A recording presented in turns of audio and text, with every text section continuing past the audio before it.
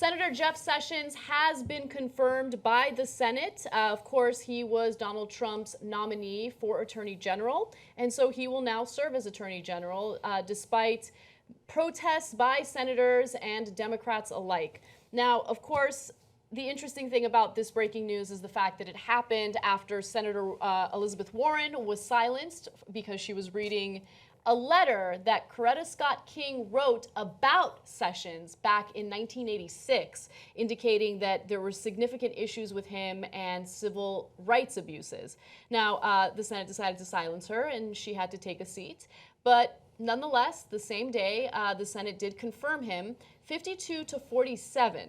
So that means that there was a Democrat who voted for him, and that was actually Senator Joe Manchin from Virginia. So all facts that you should keep in mind as we move forward toward the midterm elections. Look, he was going to get the confirmation anyway. We knew that. And so the value of having someone like Elizabeth Warren speak out is it gives the public information about this person who's about to be, confirmed as our Attorney General.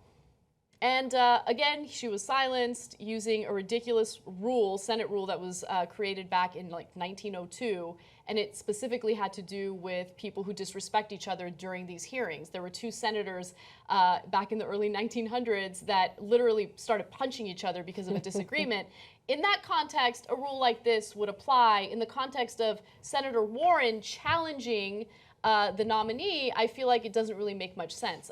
Not just that, just she's reading words that were written about the person that she's speaking about. That's right. Right. It's like if she's sitting there we've seen her literally rip apart Wells Fargo CEOs word for word. Yep. Not a word, but literally because she's bringing up a valid case to point out against the confirmation of someone who, again, a lot of people are worried about. That was what she was silenced about because she's speaking the truth. But what worries me about this is, of course, when you look into the history of this case, is that he's going to be bombarded with a bunch of, I would say, issues that he's going to have to deal with already. And one of them is unfortunately going to be police brutality and their specific views towards African Americans in the United States. And that's where it's going to be so worrying to see how he deals with this. This is a man that's been questioned on this issue dating back, and regardless of what your views are, that was back 20, 30 years ago. Well, let's see how his views on this have changed dating forward 20 years. And as you mentioned at the start, it was going to be confirmed.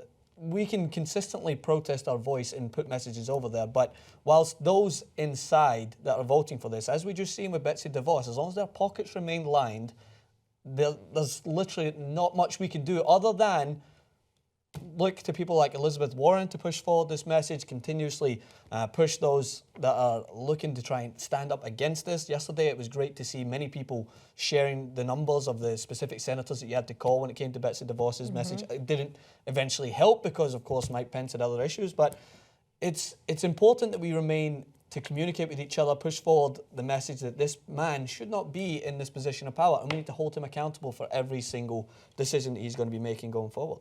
The corporate media has multi-million-dollar anchors. We have you guys. Go to tytnetwork.com/go, and you can help hire investigative reporters that'll do real journalism.